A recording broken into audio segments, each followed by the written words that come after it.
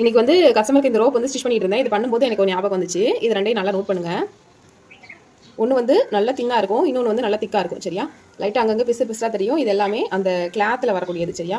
இந்த கிளாத்லேயே வந்து அந்த சாரீ வந்து ஒரு மாதிரி பிசு பிசுறாக வரக்கூடியது தான். சரியா? ஓகே. இப்போ இதில் என்ன எனக்கு ஸ்டிச் பண்ணும்போது ஞாபகம் வந்துச்சு அப்படின்னு பார்த்தீங்கன்னா, நான் வந்து 12th படிக்கும்போது ஒரு சுடிதார் வந்து ஸ்டிச் பண்ணியிருந்தேன். அதில் வந்து அந்த டெய்லர் வந்து எனக்கு இந்த மாதிரி முறுக்கி ஸ்டிச் பண்ணி கொடுத்துருந்தாங்க. அப்போ வந்து அது புதுசு அந்த மெத்தட். அப்போ நான் 12th முடிச்சுட்டு டெய்லரிங் கிளாஸ்க்கு அந்த சுடிதாரை எப்போலாம் வேர் பண்ணிட்டு போகிறனோ அப்போலாம் வந்து அந்த ரோப்பை வந்து பிடிச்சி ஒவ்வொரு ஸ்டூடெண்ட்ஸும் பார்த்துட்டே இருப்பாங்க. இது என்னது டிஃப்ரெண்டாக இருக்குல்ல அப்படின்னு இன்னைக்கு ஸ்டிச் பண்ணும்போது எனக்கு அந்த ஞாபகம் வந்துச்சு. இந்த மாதிரி முறுக்கு ஸ்டிச் பண்ணுறது நிறைய பேருக்கு தெரியும், ஆனால் ஒரு சில பேருக்கு வந்து தெரியாது.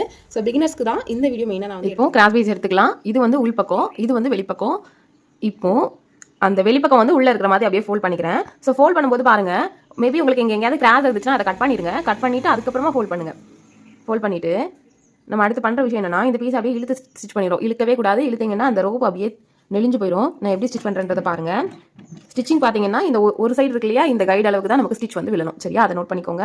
இப்போ இந்த கிளாஸ்ல வந்து என்ன பண்ணணும் அப்படின்னா, இந்த பீஸை இந்த மாதிரி ஜஸ்ட் ஃபோல்டு தான் பண்ணணும். இந்த கிளாத்தை எக்காரணம் கொண்டு இந்த மாதிரி இழுக்கக்கூடாது.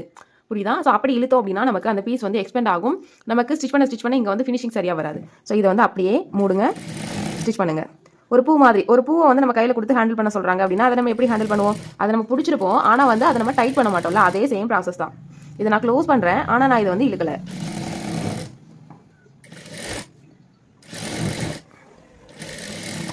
கீழே அன்னியவனாக இருக்குது, கட் பண்ணிக்கிறேன். இப்போ இதை வந்து என்னன்னா இப்படி இழுக்கக்கூடாது. இந்த மாதிரி இழுத்து முன்ன பின்ன வந்துச்சு அப்படின்னா தப்பு. ஸோ இந்த ரெண்டும் ஈவனாக முடியணும். அதே போல் சைட்ஸும் ஈவனாக முடியணும்.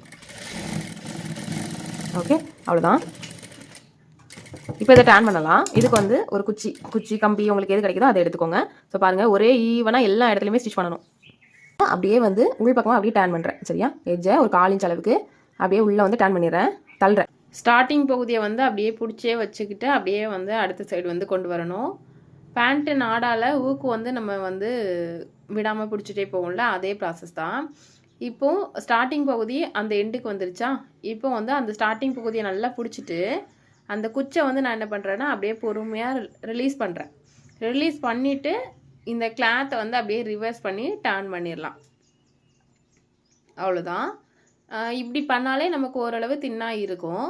இதுக்கு அடுத்த ஸ்டேஜில் தான் நம்ம வந்து அந்த முறுக்கி ஸ்டிச் பண்ணுற ப்ராசஸ். அது எப்படி பண்ணுறதுங்கிறத பார்க்கலாம். இது மெயினாக எதுக்கு யூஸ் ஆகும்னா, இப்போ சம்டைம் வந்து கிராஸ் பீஸ் வந்து எடுக்க முடியாது. அப்போ வந்து நேர் பீஸ் தான் எடுக்க முடியுன்ற பட்சத்தில் இந்த மெத்தட் ரொம்ப யூஸ்ஃபுல்லாக இருக்கும்.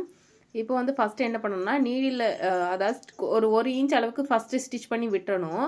விட்டுட்டு அதுக்கப்புறம் வந்து முறுக்கணும். சரிங்களா? ரைட் சைடு அல்லது லெஃப்ட் சைடு ஏதாவது ஒரு சைடு வந்து அப்படியே நல்லா முறுக்கிக்கிட்டே ஸ்டிச் பண்ணி வந்தோன்னா இப்போ பாருங்கள் வித்தியாசம் தெரியுதா? ட்ரை பண்ணி